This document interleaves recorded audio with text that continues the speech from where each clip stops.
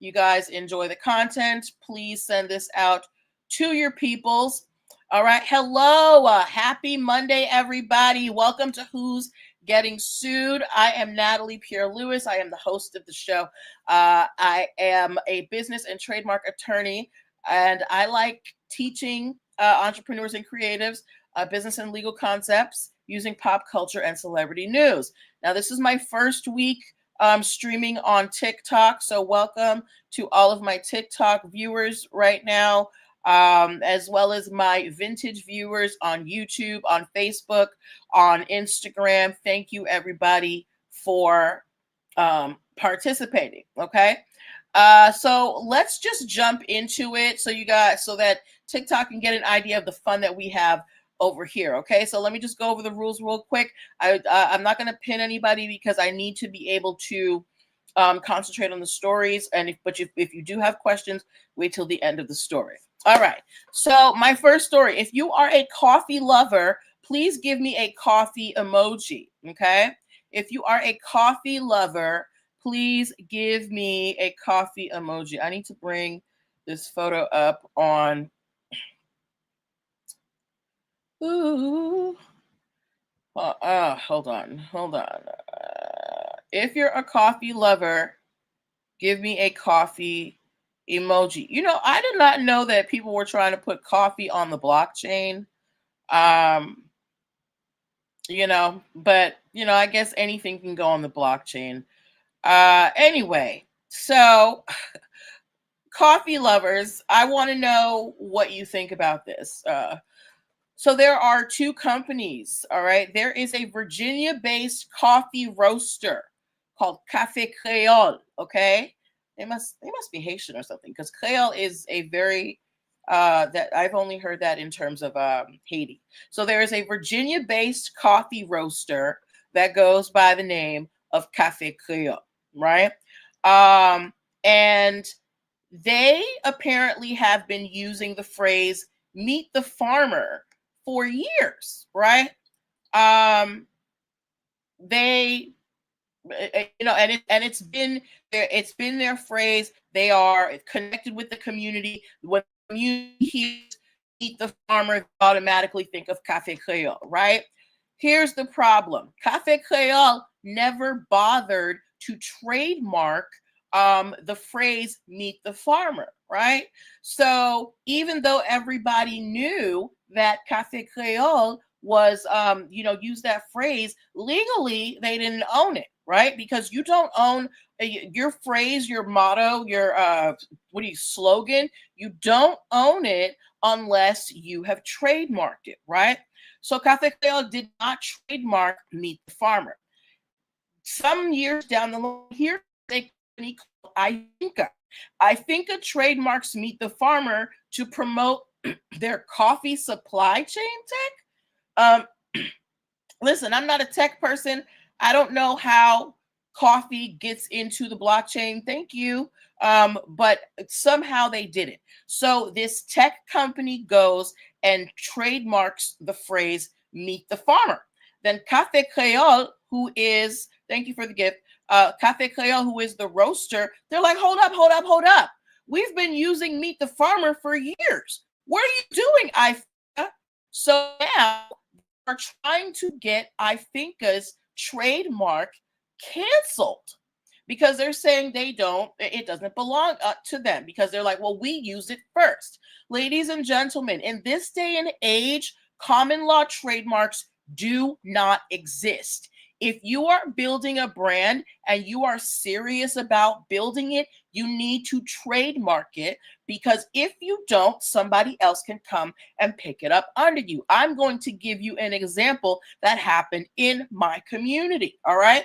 So there is an influencer in the DMV area who used a phrase. Everybody knew it was hers. If there was an event going and you heard that particular phrase, you knew that she was the person heading it up, right?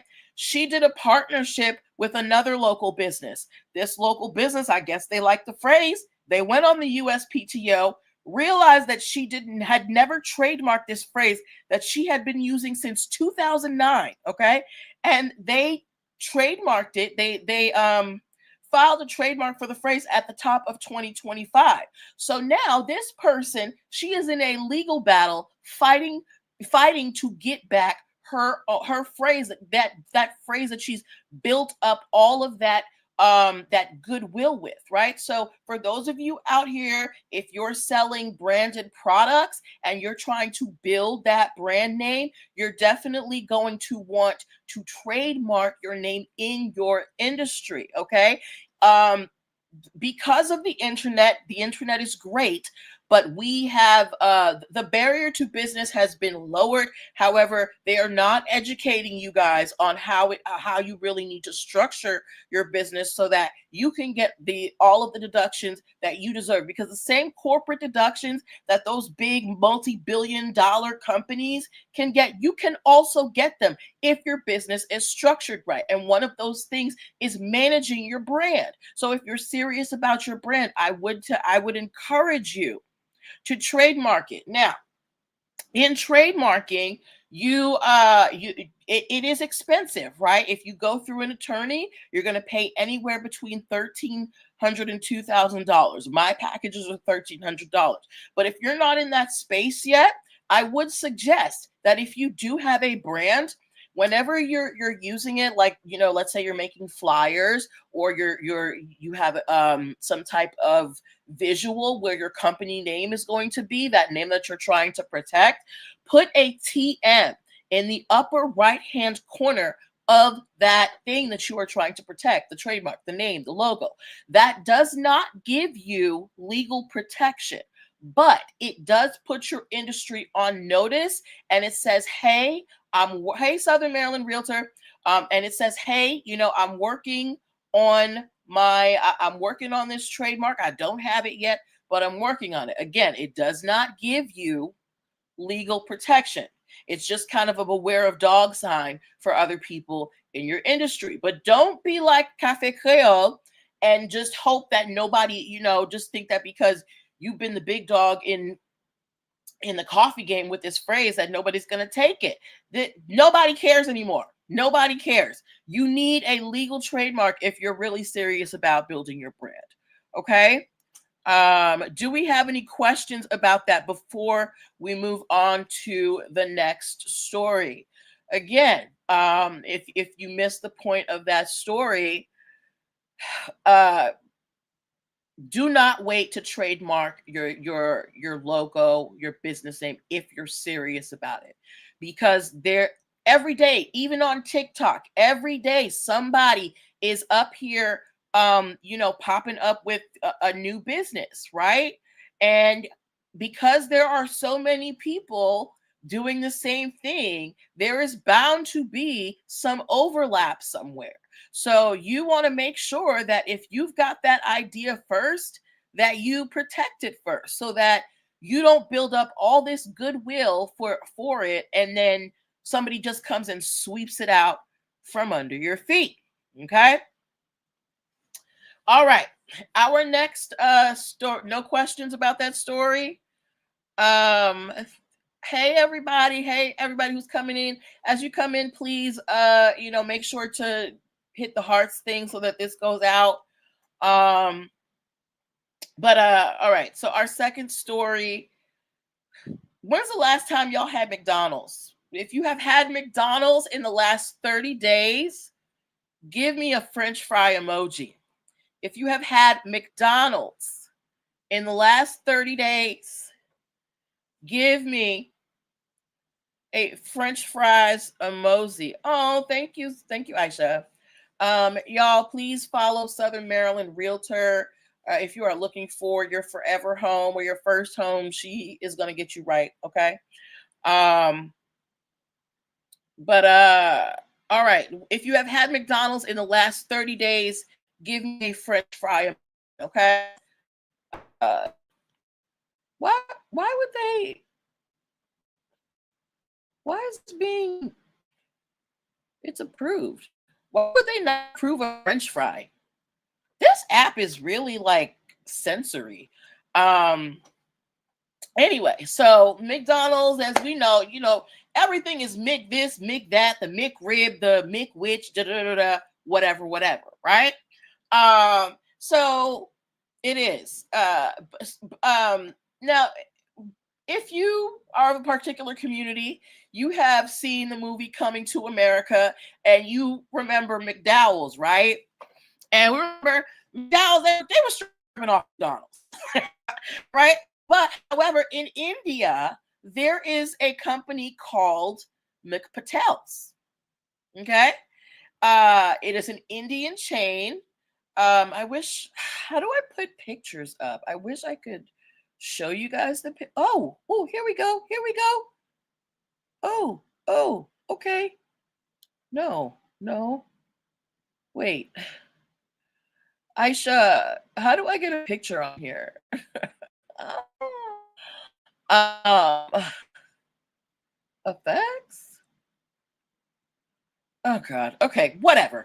I don't like the dead space. Anyway, so Mick Patel is a chain in India.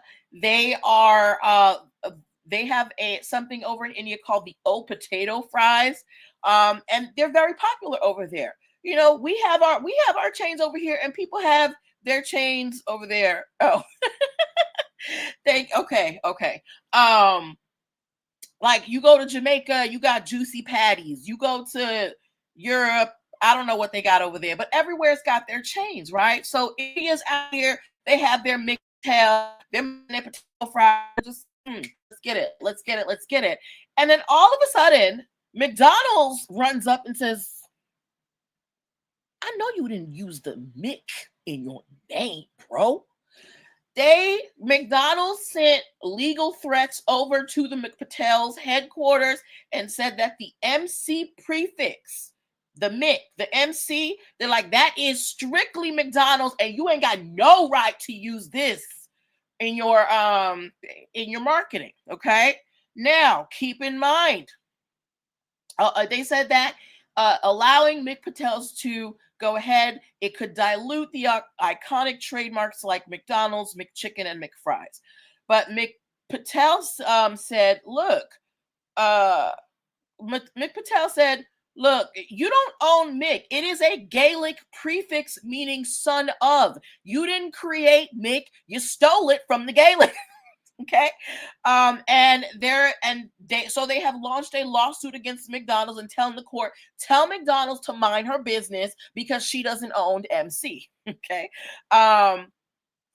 So they specifically is seeking to stop McDonald's from silencing them with groundless threats. So I want to know from you guys, do you think McDonald's, because of the widespread notoriety or widespread fame of McDonald's and, you know, that famous prefix Mc, do they have any standing to go to India and say, hey, McPatel's, change all your marketing because we have, the market covered on Mick? What do you think?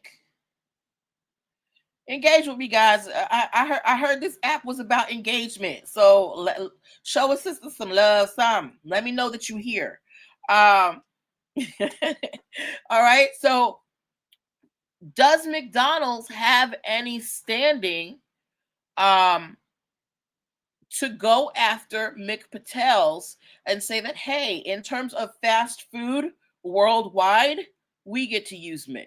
My answer is no, because a couple of years ago, there was a story about this. They tried to do the same thing to an Irish pub, but it wasn't the Mick.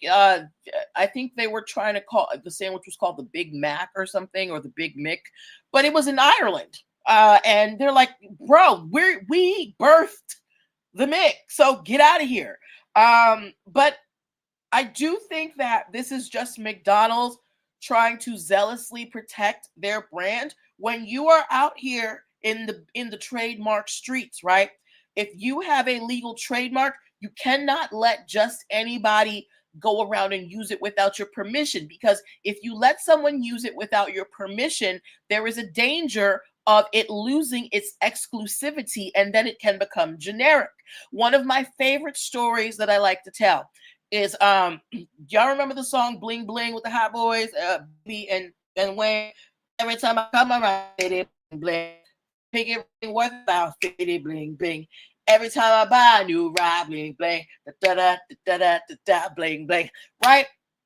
Now, that song blew up to the point that bling has become part of our daily discourse. It got a place in the library, right? But it started out in that song. And Baby did an interview sometime after that song had gotten so popular. And he said, had I known that bling would have gotten so popular, I would have trademarked it. Do you know how much money Baby could have made if he had trademarked the term bling? Because we were not using it like that before the song. We just weren't. Say what you want.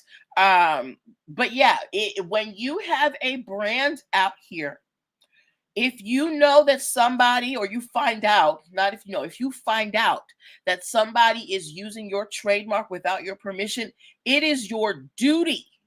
It is your duty to go and, run up on them and say, hey, what's up? No, right? You don't necessarily have to file a lawsuit, but you do need to let them know that, hey, this is my trademark. I paid for it. It's mine. It's registered here. It's on the USPTO. And I didn't give you permission to use my name. So what are you doing? Right? And then if they continue to use it, then you can sue them for some money. But I don't think McDonald's is going to win this Mick Patel lawsuit. I just don't think it's just too much. You didn't make up Mick, and you stole the idea. The entire idea of McDonald's was stolen.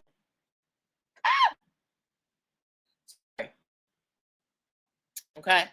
All right. Any questions before we move on from that? From McDonald's versus McPatel. And for those of you who just came in, I am Natalie Pierre-Louis. I am a business and trademark attorney, and I like teaching business and legal concepts using pop culture and celebrity news. If you are out here in these TikTok streets trying to make full-time content creation your thing, I would suggest that you follow me, because when you get that TikTok bag, you're going to need to know what to do with it, right? And what I do on here is I teach you how to properly structure your business entity so you can get that bag, and not only get it, but keep it, okay? All right, so our next story that we are talking about. Oh my gosh, did y'all hear about Candace Owens getting sued? Did y'all hear about Candace Owens getting sued? Let me put this picture up here. Did y'all hear about Candace Owens getting sued? If you did, give me a CO in the stories. If you heard about Candace Owens getting sued by the president of France and his wife, give me a CO in the comments. Okay. Now, if you don't know what I'm talking about, President of France, his name is Emmanuel Macron, and his wife, Brigitte Macron, they have filed a defamation lawsuit against conservative commentator Candace Owens. I ain't never Candace Owens. I don't feel bad for her. Apparently, she's been going around saying that the first lady of France, is a trans woman, and she was born a man under the name Jean-Michel Trogneux. She did a whole podcast series about the first lady of France and how she's a trans woman and all of this stuff. And so of course this gets back to the president and his wife, and they're like, what the heck? So their people go to Candace's people, and they say, can you tell your girl to calm down, because this is not gonna fly. Candace is like, who gonna check me, boo? And she keeps on promoting this idea that the first lady of France is a trans woman, right? So because she refuses to retract her statements, which are erroneous, meaning they are wrong, meaning you are spreading lies about a public figure, not only a public figure, a political figure. They have filed a defamation lawsuit against her. They are seeking unspecified compensatory and punitive damages. And what that means by compensatory and punitive, meaning one of the compensatory damages is you hurt me, I need to be made whole. You are damaging my brand. I don't know, maybe she lost out on an interview or something, and I want this much money because you damaged me if in some way. Punitive damages are just to punish you because you did something that you knew was wrong and you did it anyway. So that is what they want from Candace Owens. Now, ladies and gentlemen, I know that we are in the age where everybody thinks they are a journalist because they have some podcast equipment and they got an internet connection. But you cannot just go on Beyonce's internet and say what you want. You cannot. There are rules against that. Yes, we have free speech, right? But there are still limitations on that. If what you are saying about someone is lies and it can damage them financially or otherwise, or get them hurt, they can sue you for defamation, okay? Especially if it's not true. Now, if it's true, that's something else, all right?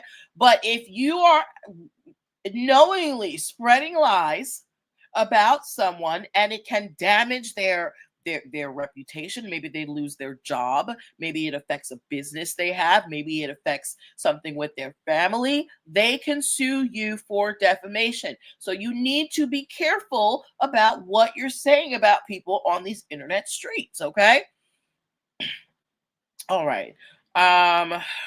Yes. Let me take this down. Any questions about defamation before we move on?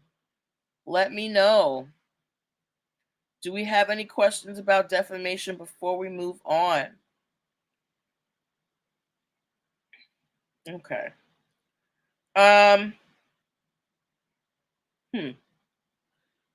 Okay. How many of y'all have ever eaten at Wingstop? Now, can somebody please remind me, did Rick Ross start Wingstop or did he just invest in one? I really cannot remember. If you guys could remind me, did Rick Ross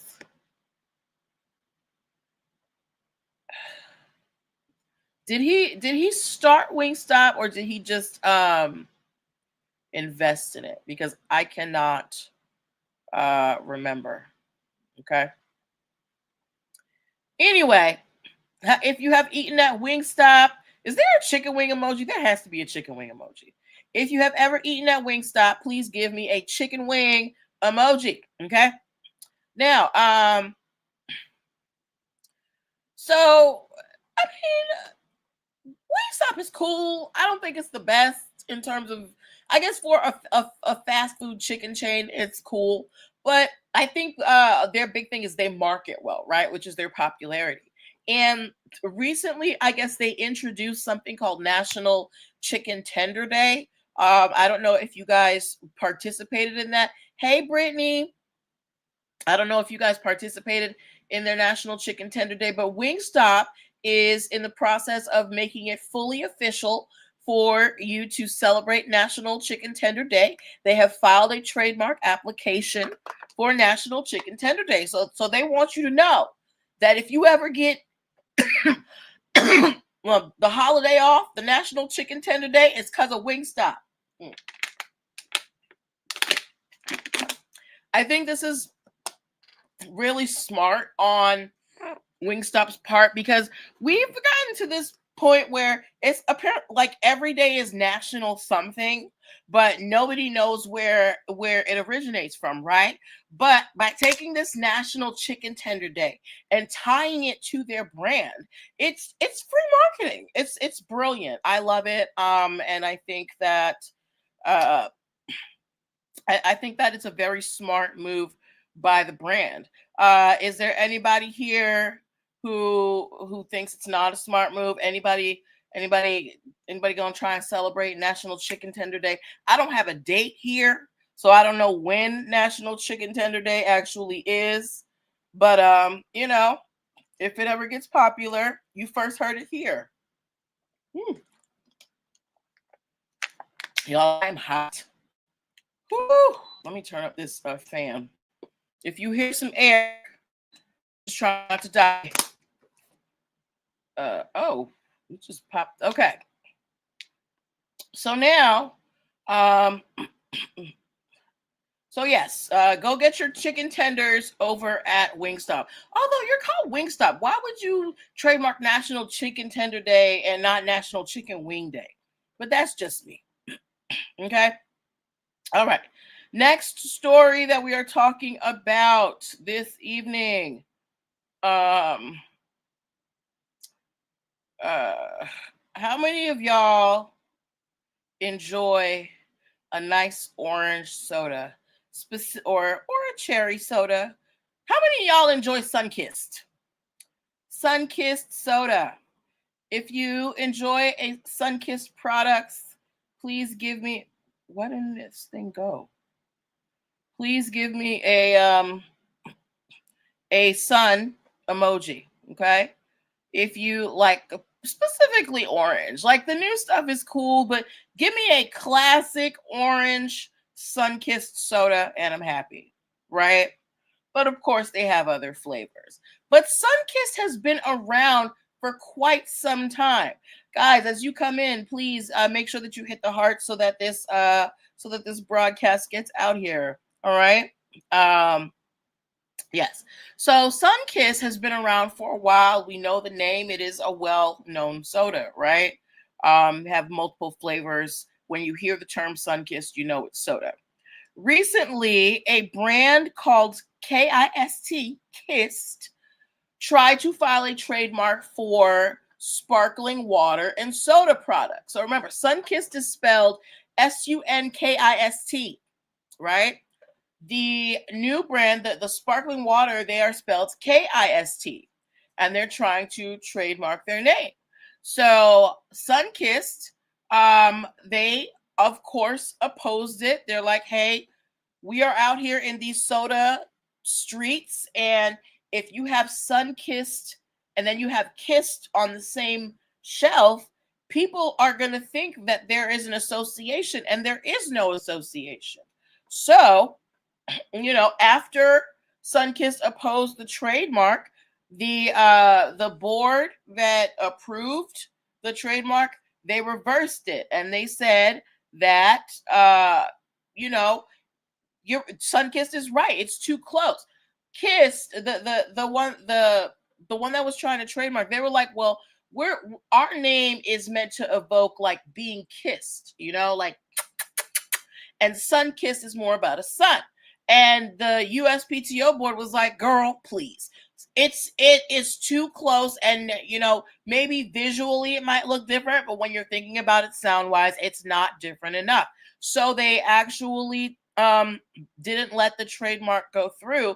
So now that doesn't mean that Kissed can't sell their drinks. It just means that they can't use that name. Now, it's probably going to be best for them to probably rebrand so that they can secure their name. But again, when you guys are out here building your brands, whether you want to be a full-time content creator, whether you sell jewelry, whatever it is that you do as an entrepreneur, you want to make sure that your brand is unique. You don't want the possibility of confusion out here with another brand, because you don't want confusion, because what if their service sucks or their product sucks? You don't want you don't want those problems, right?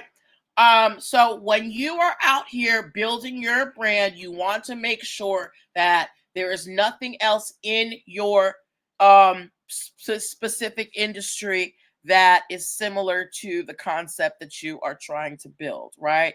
So perfect example for this was, you all know the North Face brand, right? They make winter coats. If you have ever owned a North Face coat, please give me an N in the comments, the letter N. And the logo for North Face, right? The North Face with like those little curves. There was a clothing retailer in North Carolina, um, who basically, I guess he was inspired by the what do you call that? The North Face logo. All he did was like change the font a little bit and then turn the curves to right angles. And then he was like, "Yeah, that's my logo." And he tried to trademark it, and North Face was like, "Girl, no." And he was like, "No, I designed this myself. This is original." So they went to court, and he got a court order against him. He is not allowed to use that symbol, and he is not allowed to sell anything related to the North Face. So again, it's really important that you differentiate your brands out here. Make sure that nobody can come in and say that you copied them. All right. Okay.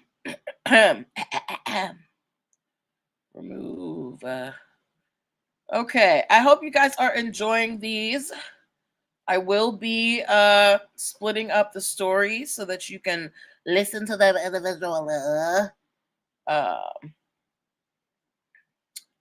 Well, let's go to our next one. For those of you who might just be coming in, I'm Natalie Pierre-Lewis. I am a business and trademark attorney, and I love teaching business and legal concepts using pop culture and celebrity news. If you are an entrepreneur and you are trying to figure out, what to do with the bag once you get it, you have come to the right place. I'm gonna help you do that. All right. Okay. Our next story, I don't have a photo for it right now, but I will put one off for it when I split it up. YouTube. Okay. So, ladies or gentlemen, my people who wear makeup, if you have ever heard of the L'Oreal brand, L'Oreal, give me an L in the comments. Okay. Now, so here's what's going on. In London, there was a salon owner by the name of Rebecca, and she founded a brand called Naked, but Naked is spelled NKD. Is that a word I can say on here? I don't want to get banned. She founded the NKD brand, right? Hey, Jelana. And they have been in a battle since 2022. When Rebecca got her trademark, she got it in the industry for waxing and beauty products, right? She's had it since 2009. She's like, I have a beauty salon. I perform waxing and beauty services. So I'm going to get my brand together, NKD. And she went and oh, girl, we are like 30 minutes into the tea, but we still have more to go. Okay. We're talking about L'Oreal and this London salon owner. So the London salon owner, she had her trademark for waxing and beauty services. L'Oreal L'Oreal, when she first trademarked it, they objected to it because they said that it could get confused with their own beauty line, which was also named NAKED, Naked, right? So you had NKD and you had NAKED, and L'Oreal was like, well, NKD is going to get in the way of our NAKED brand, right? But Rebecca, she won. She overcame that battle, and she was running her salon, and she had her NKD brand. Even though L'Oreal was always at the door like, hey, we don't want you to use NKD. Hey. And she's like, well, I got it, right? She was good. Here's the problem. When you have a trademark, excuse me. When you have a trademark, you have to renew. I gleeked, y'all. You have to renew it every 10 years, right? Now, there's a 5-year continuation of use thing that you have to file, but every 10 years, you're supposed to renew your trademark. Rebecca missed the deadline. And when you miss the deadline on renewing your trademark, it's like your subscription ends, right? So as soon as it expired, L'Oreal went And L'Oreal went in and they tried to grab up that trademark and oppose her getting it back. So now they're trying to offer her a coexistence deal, meaning, hey, you can maybe use this name for just these and these products. And she's like, no, I already had this together. I just had missed the deadline, right? But now she has spent again, she's in England. She spent over 30,000 pounds. Yes, this is happening right now, Jelana. She spent over 30,000 pounds like fighting this battle, right? Now, my friends, when you get your trademarks, right, it's really important that you keep up with the dates, because you don't want, because if you have to go through these legal processes against these large companies, they have very deep pockets. As small business owners, I know a lot of y'all don't have, a bunch of extra money lying around. So if you're going to go through the process of trademarking your name and getting your brand up there, you better keep up with those renewal dates. You have to renew your trademark every 10 years. You cannot give somebody else, especially if you know somebody is already on your tail trying to take your name, you need to protect it. So keep up with the dates for your trademarks. You must renew every 10 years. Okay. All right. So now you got this lady has already spent 30,000 European dollars on trying to keep the name that she already had. And that's a shame. All right. I think we've got,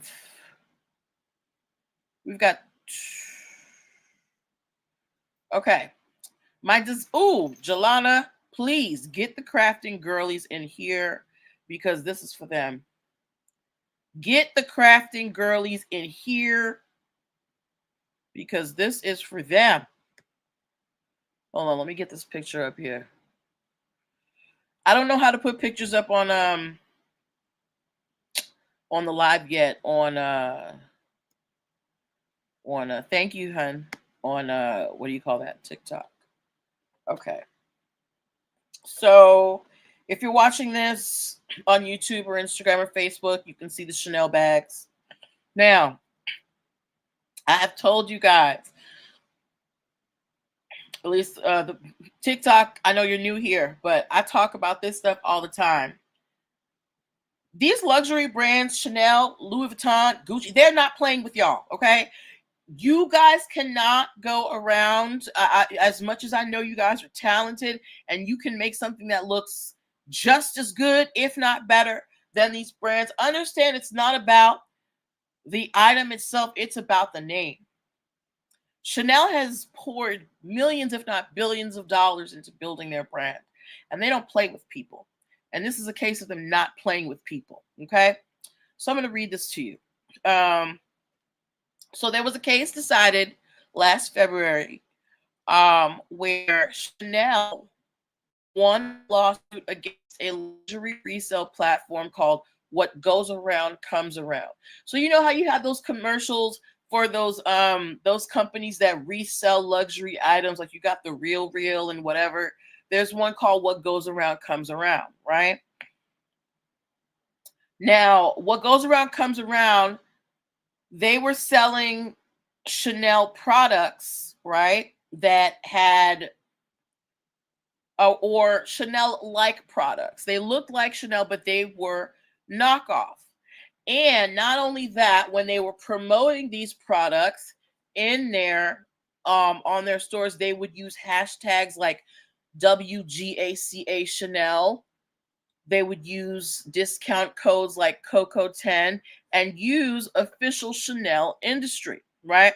Now, Chanel does not really do reseller at all. They don't have any designated resellers. You have to, like, they have their own stores and you must get it there, right? So Chanel went, and because this company was not only reselling Chanel items, but they were promoting it as if they had some type of deal with Chanel.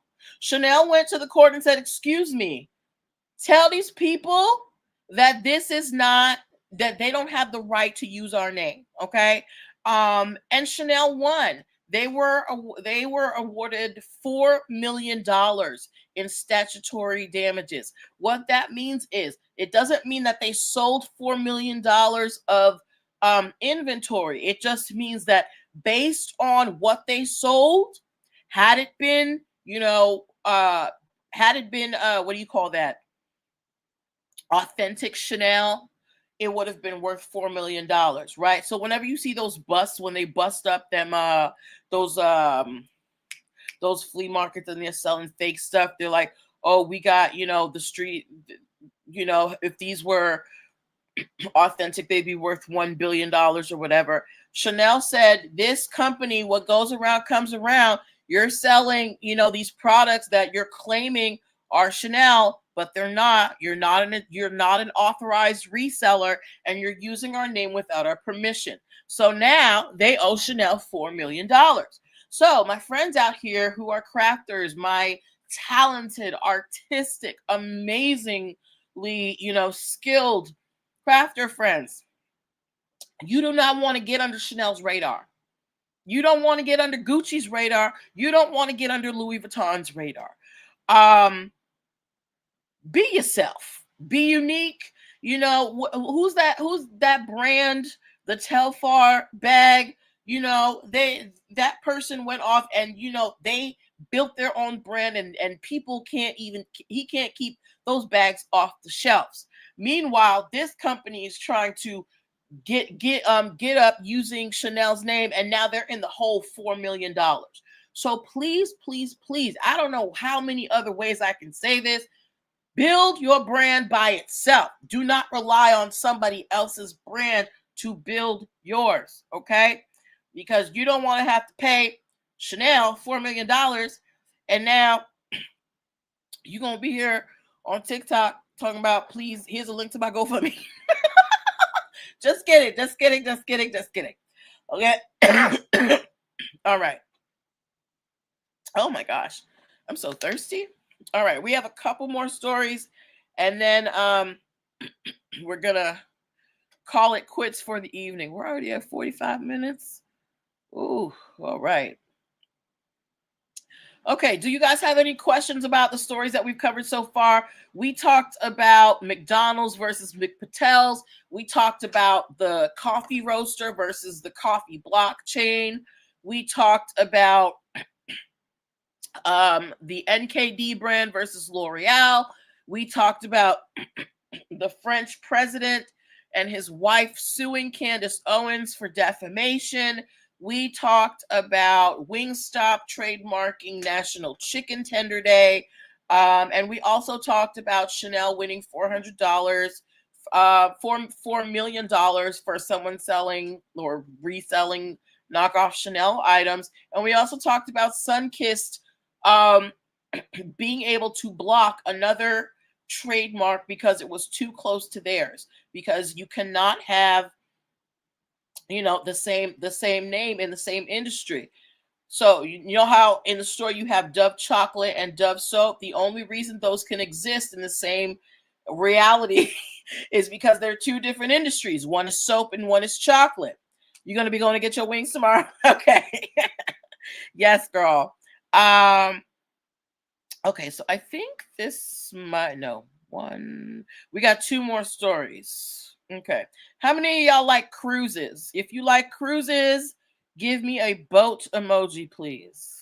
If you like cruises, give me a boat emoji. Thank you. I'm going to put up the clips after.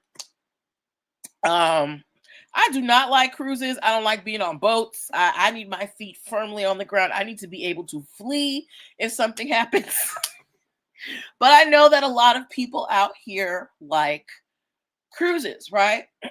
Now, recently there was a little controversy, I think, with Carnival Cruises, because they said they were banning fans and, yes, girl, flee, because they said they were banning fans and hip hop music.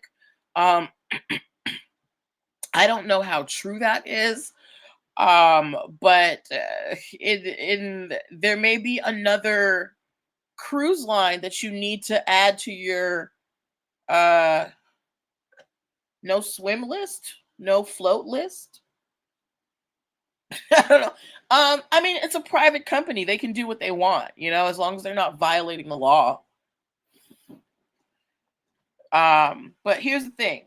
So there is have you guys heard of Celebrity Cruises? There is a cruise company called Celebrity Cruises. If you've heard of them, let me know, right? So apparently, Celebrity Cruises had an issue where a crew member said that she was essayed on a trip, right? And she wanted to go to court. Celebrity Cruises told her, well, you can't go to court. You have to arbitrate because that's what you signed in your employment contract, right? Now, usually, contracts are legal. They are legally binding, and you're bound to do them, or you can face legal consequences. But if your contract runs contrary to the law, that contract is null and void, right? So even though the employee had signed a contract saying that any SA issues would be handled by arbitration, before that happened, President Biden had signed an act into law which basically said that you could not force arbitration for SA claims. So if an employee comes to the HR and says, somebody SA'd me, you can't tell them, well, we got to go through arbitration. If they want to go to court, they can go to court, right? So Celebrity Cruises was trying to say, but she signed the contract saying that we had to go to arbitration. And the court said, we don't care what she signed. The president said no. So, and keep in mind, this was kind of like at the height of the Me Too thing. So they overrode the contract so that the former employee could go to court to sue for the SA. So I just want to use that to reiterate to you that in terms of your contract, your contract can run counter to the law. Even if you guys agree, you're like, yes, we know this isn't necessarily what they said we could do, but we're all agreeing to do it. If it runs counter to the law and somebody doesn't want to do it, you can't make them do it, okay? They're going to invalidate it. So when you have a contract, you have to make sure that everything that you are agreeing to is legal. Excuse me, is legal. Okay? All right. Okay, and after that, yeah, we're on our last story now. How many of y'all have heard of Columbia University? It's an Ivy League school. If you've heard of Columbia University, give me a schoolhouse emoji. Now, we know Columbia University, they are a very prestigious higher education institution, right? But there's also Columbia Sportswear. Do any of y'all have a Columbia Sportswear jacket, t-shirt? Some, they make Columbia? Who's making you sick? What's going on? Anyway, so Columbia Sportswear and Columbia University, obviously they're in different sectors, right? Columbia Sportswear, they make outerwear. They settle with Columbia University. I thought that was Paramount. Hey, Whitney. I didn't hear anything about Columbia University. But if you find that story, please send me the link in my DMs. But yes. So Columbia University, Columbia Sportswear, they both exist. Columbia Sportswear, they make athletic clothes, right? Columbia University, obviously it is an institution of higher learning, but at every institution of higher learning in the bookstore, you have the merch. You got the sweatshirt, you got the t-shirts, you got the sweatpants. I think when I got to college, I bought a sweatshirt. I wore that sweatshirt every day. It was a little hoodie. that thing was my security blanket, right? So of course, Columbia University also sells clothes, at their institution and on their website. However, because you have Columbia Sportswear and Columbia University, they have an agreement that if Columbia University produces athletic wear, they must use the name Columbia with university in it. They are not allowed to just use the word Columbia because there could be confusion between Columbia Sportswear and Columbia University. However, I don't know, maybe something slipped through the cracks at Columbia University. They've been producing athletic wear that only says Columbia, and Columbia Sportswear said, "Excuse me, I thought we had agreed that you were going to put university under Columbia whenever you try to make a little t-shirt. I don't see the university on here. What's going on, girl?" Um, so Columbia Sportswear, they have brought a lawsuit. They're saying that this could create market confusion. And it could, people might think that there is some type of association or partnership between Columbia Sportswear and Columbia University, which there are not. So they're saying that there's a lot of things going on here. There's trademark infringement because they're the ones who are allowed to use Columbia by itself. There's breach of contract because they have an agreement that Columbia University is supposed to put university on any clothing that they produce. And there's unfair competition because you got kind of a captive audience right there with your university to buy your merch, right? So they're asking that the university stop selling the items, recall any items that haven't been sold, donate whatever's left, pay damages, and do all that. So they're like, whatever you have that don't have Columbia University on it, we want you to burn it. Get it out of here, right? Because they're like, no, you're not going to be out here pretending, having people confused between Columbia Sportswear and Columbia University. Nah, not today. Okay. No. So again, this is why it's important that you waste the money. Why is it a waste of money, Whitney? Oh, you mean destroying the merch? It's about brand preservation. Now they didn't say burn it; they said donate it.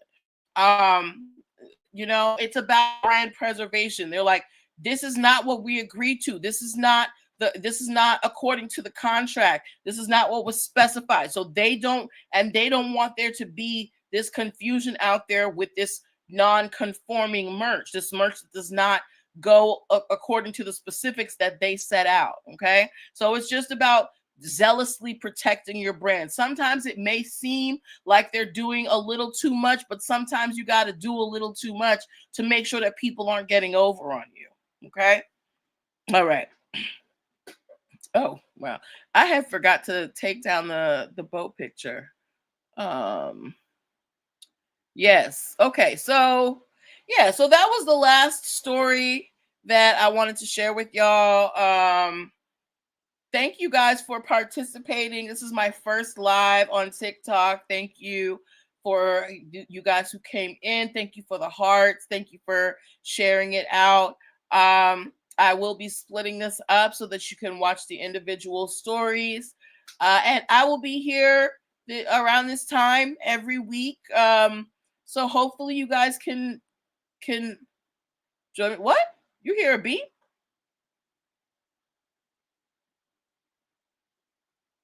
Ain't no beep. Ain't no beep.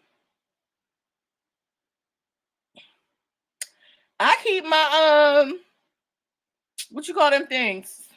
Smoke detectors fresh. Right. Look, take the beam out of your own eye before you talk about the speck in your neighbors.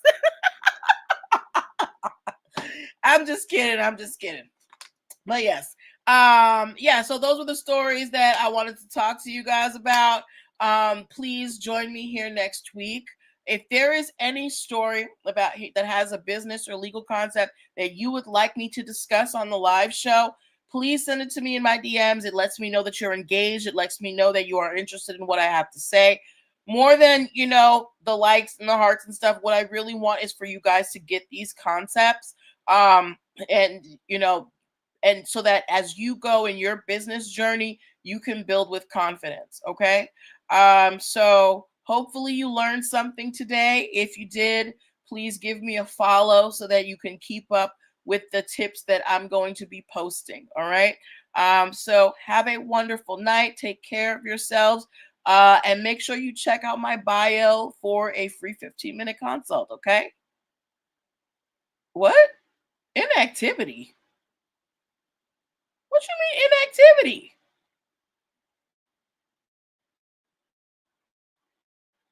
Okay. All right, guys. Thank you. All right. So have a great night. Bye.